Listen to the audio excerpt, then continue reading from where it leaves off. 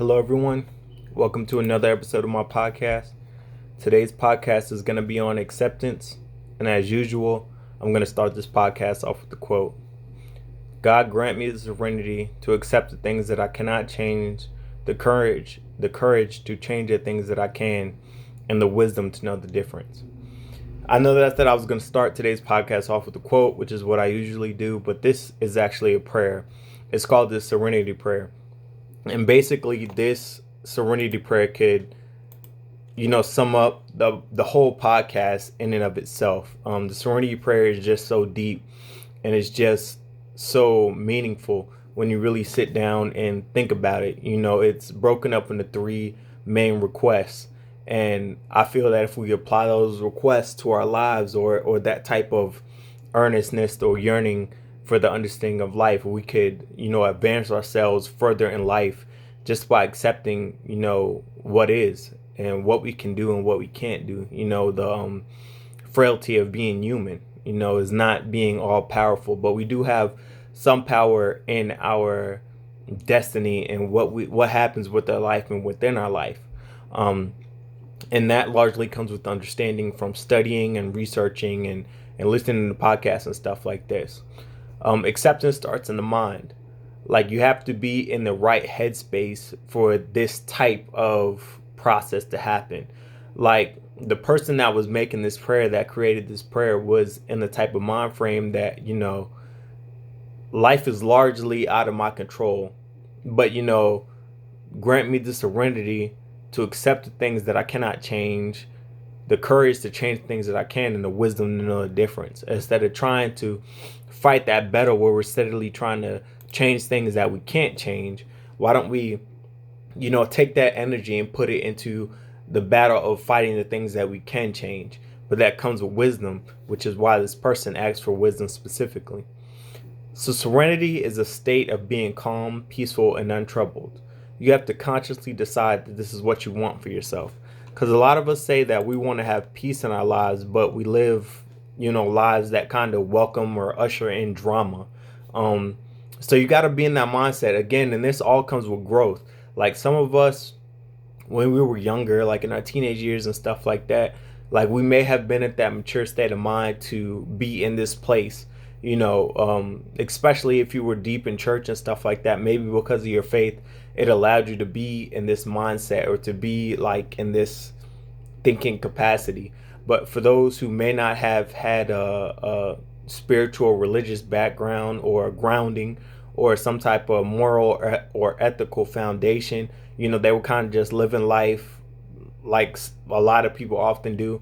They might not be in the headspace to be mature enough to, fully like appreciate and comprehend these concepts, because this whole concept of acceptance takes a whole lot of maturity.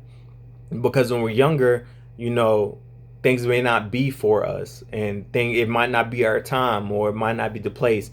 But oftentimes, I know in my life, I have made this mistake, that I have fought for things to be in my life, to have in my life, and desires that I've wanted that weren't necessarily for me. And it wasn't the right time, it wasn't the right place, and it wasn't the right people. And I didn't find that out too much later on in my life.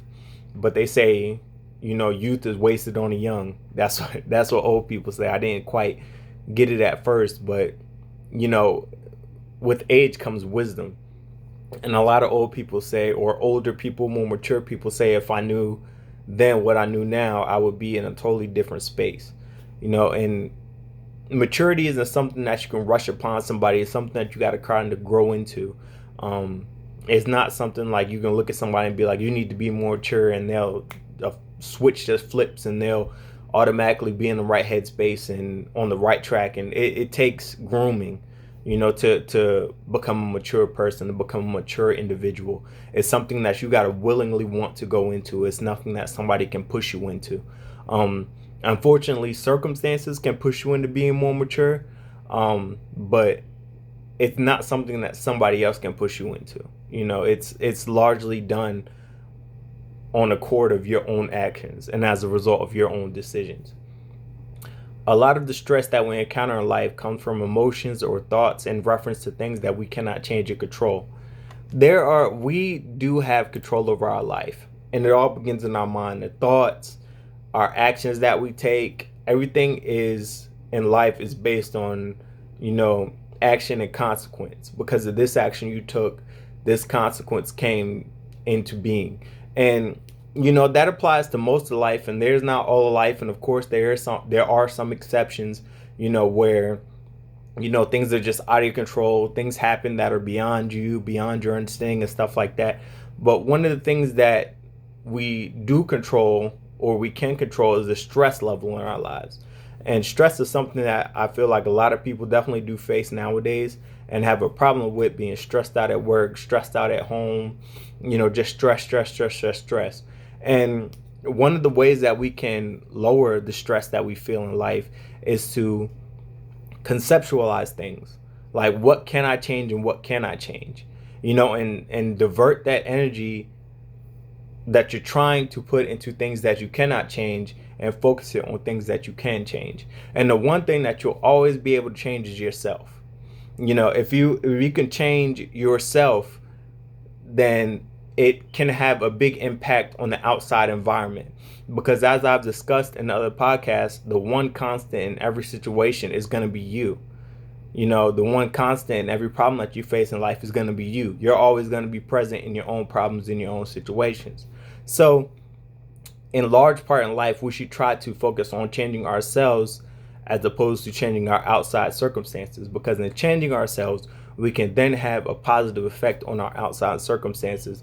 And hopefully by changing ourselves or working inwardly, we can get the clarity to see what is worth the effort and what is not worth the effort. What are things that we can change and what are things that we cannot change. And then in doing that, we'll relieve stress, we'll give ourselves more free time, we'll have more balance in our life, and we'll appreciate things in our lives. Because this life is about a journey, not a destination. And in this journey, we have to grow. Anything that lives grows. So we have to grow. It's a part of life, and it's a part of the journey. And acceptance is a large part of growing. Many of the various topics that we have discussed can help with acceptance. I talk about that a lot in most of my podcasts, because again, everything is related to everything. It's one giant web, one giant puzzle, and every little piece is connected to one another. Some of the podcasts in particular that are related to acceptance are focus. If you accept what is, what isn't, what you can't change, what you can change, you can then focus your energies in the right places, as opposed to just being scatterbrained and trying to multitask. You can focus on this one thing 100% and get it done to completion. Confidence. Once you have the confidence that what you're doing is right, what you've accepted your path, and you know that what you're doing is just, you can have the confidence to proceed forward and to maneuver through life in a way that is meaningful and productive to you and your goals. Adapt, achieving, and overcoming. Adapt, you have a problem, you see what that problem is, you adapt to it, you divide it up into what I can change, what I can't change, into the 4Ds, a bunch of the other stuff that we've talked about in the podcast. You achieve the goal that you set out, you've applied the plan that you have in reference to the obstacle in front of you, and then you used all of that information and all of those decisions to overcome the issue that is in front of you and help you to get on to the next lesson that is upcoming in life. Number 4 is detachment. Once you have accepted, hey, it is what it is, you can detach away from it. You can, let it go in the past. You can move on past it, or you could just place it in its respective spots. Like, I'm detaching from this thing for right now, and I'm delaying it until a later date when I'll revisit it, and then maybe I'll be in a better place to handle it or deal with it. And lastly, enjoying the journey. Once you've accepted certain aspects of your life, you'll be able to more readily enjoy being present. You'll be able to enjoy your family, your friends, certain experiences that you'll have throughout your life. If you're constantly living in the past, living with regret, living with, all the weight of past decisions and things that you couldn't control, or maybe that you could control, but you didn't take the time, or you didn't react appropriately to, handle it at that point in time, it's going to hinder your journey. It's going to make your journey more burdensome, more stressful. It's just gonna make it difficult. And the journey's already is gonna be difficult with the ebbs and flows that you're gonna have in life.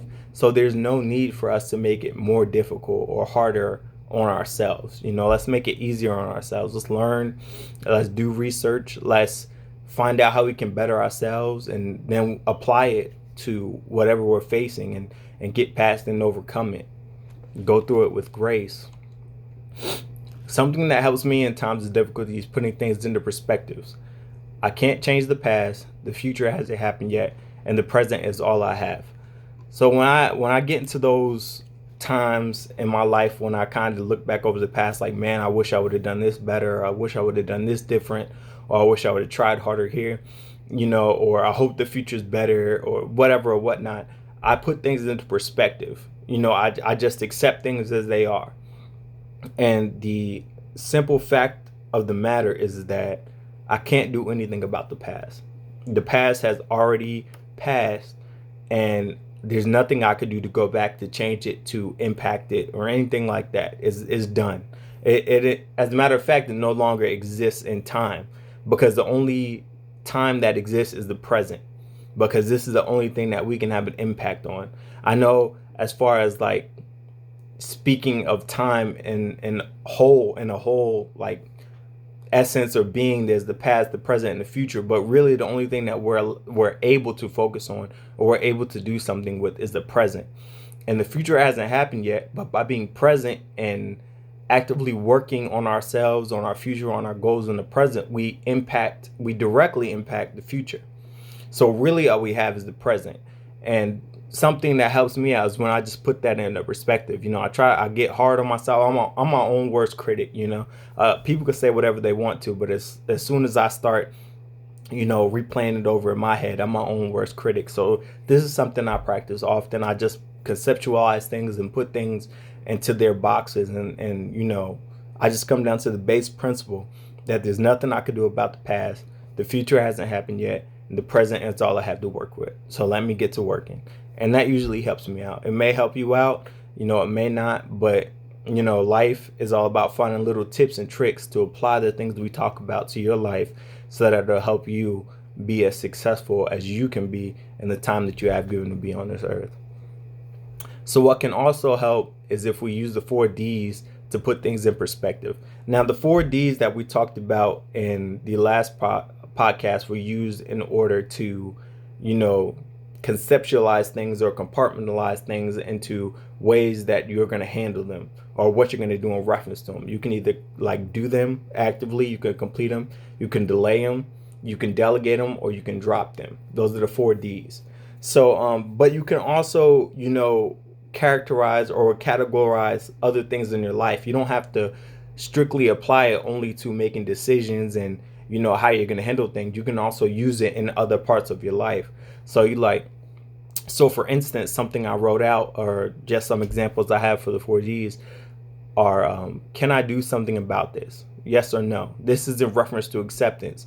So can I do something about this? Yes or no. That's one box, or one way to put a fork in the road to decide which way or what you're going to do next.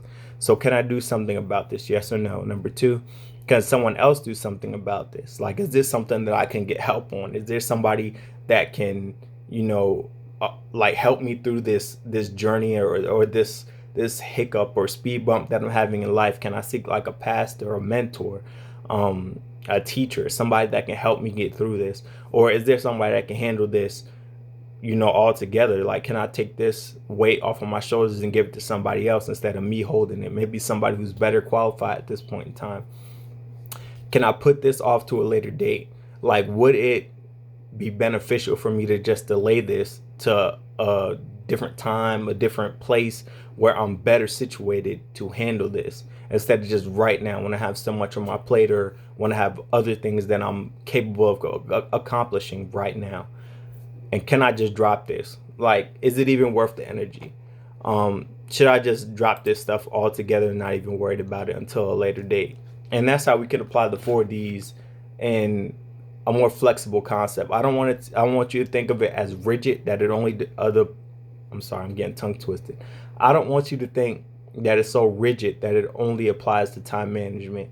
It can also be used in the arena of acceptance as well. And it can be used in many other things as well. This is just a simple formula. And now that you know the formula, you can apply it in whatever arena or situation that you need to, where you see fit. It doesn't have to be only in time management. Again, we just used it in a scenario in reference to acceptance or accepting or deciding what you're going to do with, whatever you're dealing with at that moment in time. So again, it's just some more tips and tricks. Sometimes it simply is what it is.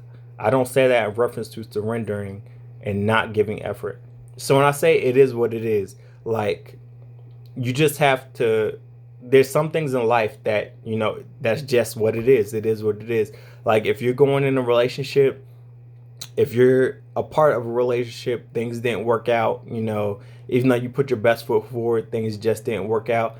Hey, it is what it is. Maybe y'all will come back together. Maybe there was a lesson in it that you can use in your next relationship. Maybe there was something in it that was supposed to teach you about yourself.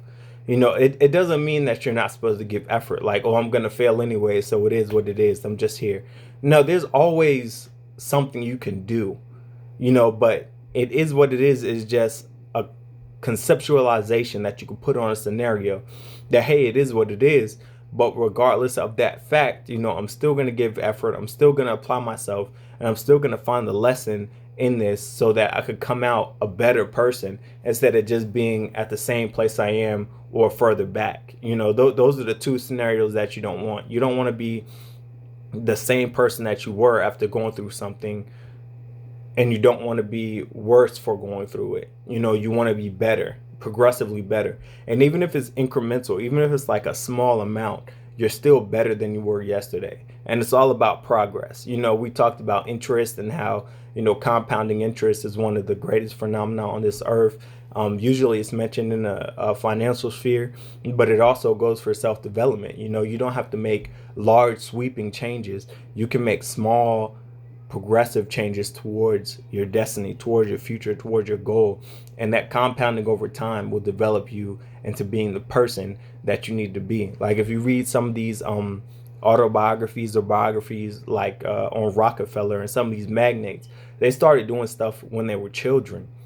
And then as they became children, or as they got older, those habits that they developed as children and practiced them over and over and over again until they became adults, now that became a part of their personality, and it solidified as a part of their mindset, as a part of their life.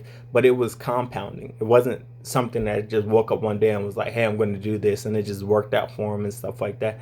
They had failures. They had, backslides and all that type of stuff. But they didn't give up, and they kept going, and they kept applying what they knew works.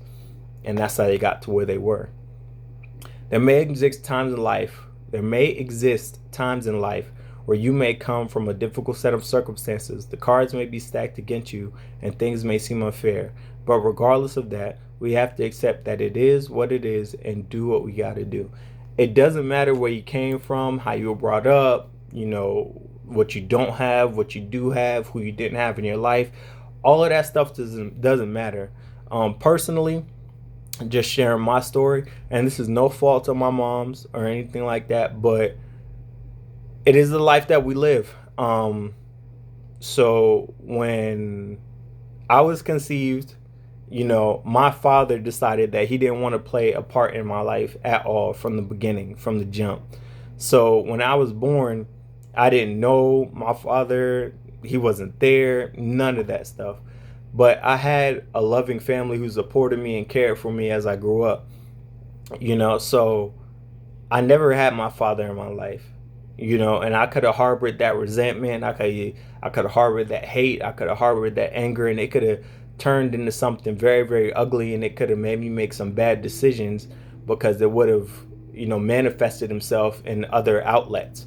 But I never held a grudge against my father. I don't really interact with him. I haven't interacted with him in a long time, except for over like phone calls every now and again. And still, that was like 2010 to 2009 when I last talked to him. But I accepted it at a young age that, hey, it is what it is. I got the family that I do have. They're present in my life, and they're all I need to get to where I need to go. And throughout life, I kept trying to make ways for myself to be successful. Like, I there wasn't an ROTC program at my high school, and I knew that I wanted to go into the military, and the ROTC would benefit me the most or the best. So I sought out CAP, which was a auxiliary of the Air Force that was outside of school, something extracurricular that I had to do, but it helped me.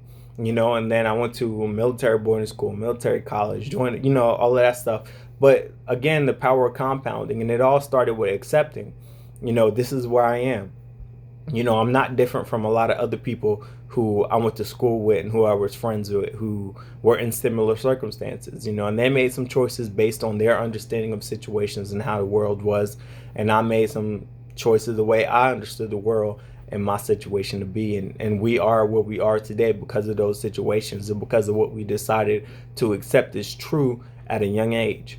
So accepting can be a very instrumental part of your life. And I know that I say that every podcast. I know that I say that about everything that I talk about, because again, it's all pieces of the puzzle. And every piece that we add is helping us to become a more complete person and help raise our consciousness and become closer to the person that we need to be to accomplish the goals that we want to accomplish. And it's all about just taking it step by step, learning little by little. Just by learning these new concepts and discovering these new concepts, it's not going to help you create, large sweeping changes. It might, by and large, it won't. But it's about the little things, taking this and applying that and getting better at this over time, and getting better at that. And then sooner or later, you're going to be that ideal person that you need to be and that you want to be in order to accomplish your goals and your dreams.